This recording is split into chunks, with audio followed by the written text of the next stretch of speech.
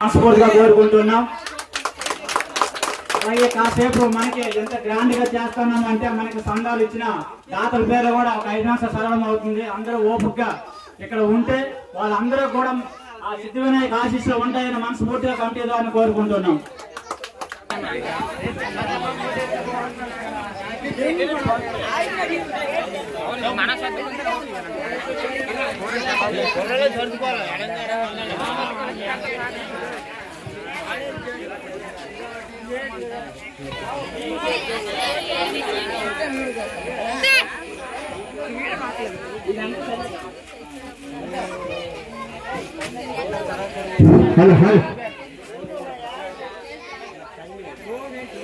నాకు ఈ అవకాశం ఇచ్చినటువంటి పెద్దలందరికీ నా పేరు పేరున ధన్యవాదాలు.